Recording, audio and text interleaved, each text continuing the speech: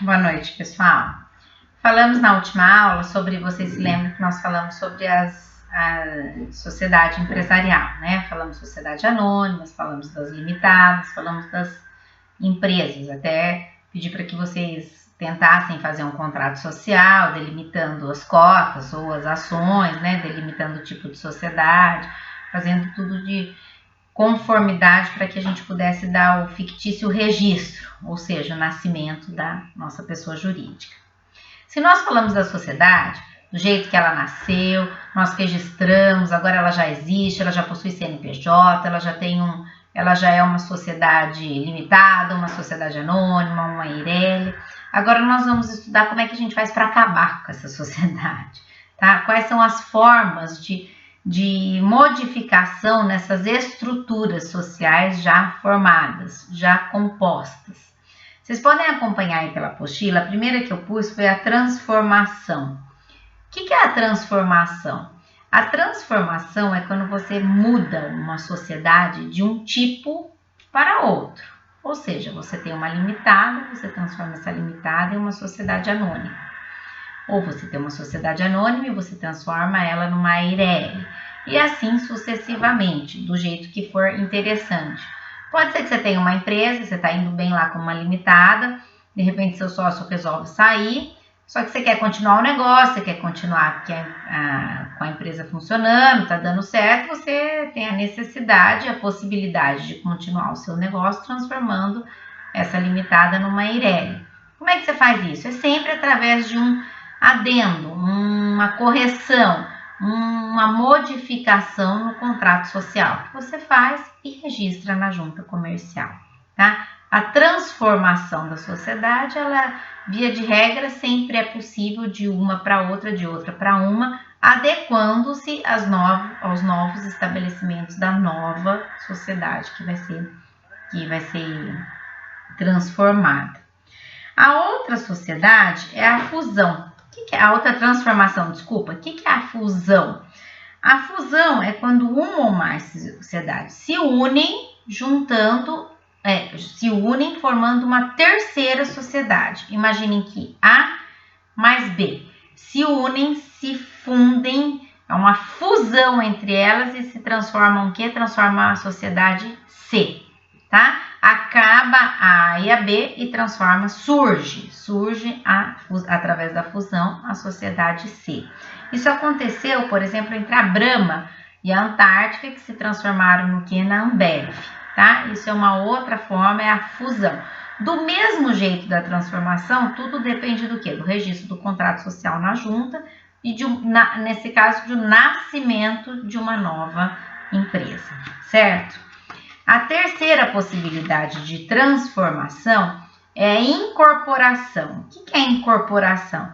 Como o próprio nome diz, você incorpora, você engole, você abocanha a outra. O que acontece? Você tem a A e a B. A B vai diminuindo e a A é grandona. Você vai lá, a A vai lá e come a B. Ela incorpora a sociedade B e continua sendo a A maior. Acaba a B e a A continua existindo, tá? Isso é incorporação. E a cisão, que é a quarta e última transformação na sociedade, que ela acontece como? Como o próprio nome diz, ela cinge, ela cisão, ela corta, ela parte. Você tem uma empresa grande que se divide em duas ou mais por algum motivo, ou seja, morte de algum sócio ou divisão da sociedade em várias sociedades menores, você divide, você cinge aquela empresa em outras. Por exemplo, eu tenho a A que se cinge em B, C, D e E. Deixa de existir a A, tá? São as 4 formas de transformação na modificação da estrutura da sociedade, seja ela através da transformação, da fusão, da incorporação e da cisão. Deu para entender? Ficou claro? Qualquer coisa, a gente está sempre na web aula para esclarecer as dúvidas. Para encerrar esse assunto de sociedade, de estrutura de sociedade, de modificação, eu gostaria de falar com vocês sobre um assunto que está super na moda, que é o compliance. Geralmente eu destino uma aula que a gente fala sobre isso e desenvolve um trabalho. Mas essa nossa nova modalidade, esse nosso conceito novo de aula está um pouco diferente. Então eu vou falar um pouco sobre o compliance nessa aula e depois a gente executa o que a gente aprendeu. O que é o compliance, gente? O compliance é um conceito moderno que todas as empresas estão adotando. Ele surgiu mais ou menos logo após o problema da Lava Jato, onde se descobriu todo aquele esquema de falcatrua nas grandes empresas, nas pequenas, e copiaram uma ideia dos Estados Unidos, que se chama compliance, de desenvolver em cada tipo de sociedade, em cada empresa, vamos chamar assim, um setor que fosse responsável pela verificação da regularidade da empresa. Seja regularidade social, jurídica, técnica, administrativa, legal, é como se fosse um consultivo dentro daquela empresa, que eles fossem os espiões daquela empresa. Eles estavam ali para espionar tanto o funcionário quanto o andamento da empresa para ver se eles estavam andando e se a empresa estava nos conformes, na inconformidade com o objetivo para que ela foi criada e em conformidade com os ditames legais e administrativos, tá? Hoje em dia, a grande maioria das empresas possuem esse setor de compliance, tá? Ele é realmente um setor, você divide um setor da sua empresa, que nem tinha o setor da propina lá na Odebrecht, você vai ter o setor do compliance. Em todas as empresas hoje em dia possuem.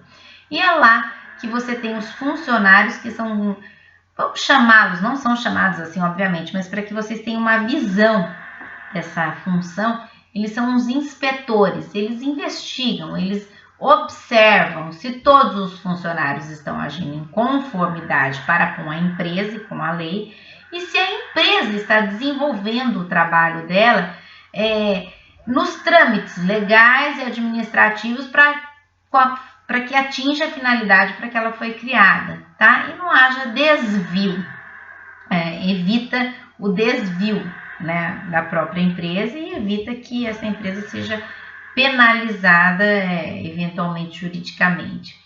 Em muitas empresas, o compliance tem sido exigido, ele tem que existir para que essa empresa possa desenvolver determinadas atividades. Então, a primeira coisa que se pergunta, sua empresa possui o compliance? Possui. Não, minha empresa não tem um compliance. O compliance hoje em dia não está sendo mais um diferencial das empresas, e sim uma obrigatoriedade, tá? Eu coloquei para vocês do que se trata, disse que se trata de uma necessidade de implementar um programa de compliance, principalmente nos pequenos negócios, né? Que os pequenos negócios, geralmente, eles querem diminuir o custo e justificam que você tem um setor de compliance e você só aumenta o custo operacional daquela empresa e você não tem um resultado prático. O contrário, né, gente? É diferente. Eu imagino que a longo prazo, se você possui uma compliance, um setor de compliance na sua empresa, você diminui, né, eventuais riscos que você possa ter um prejuízo grande no futuro. Eu pus que não é fundamental considerar a importância da compliance para desenvolvimento do negócio e, sobretudo, para o crescimento, né? Vejam bem, ele ainda não é obrigatório, a compliance, ele é exigido, também não posso dizer que sim. Ele é o quê? Ele é sugestionado, né, e colocado como um fator positivo para as empresas que possuem.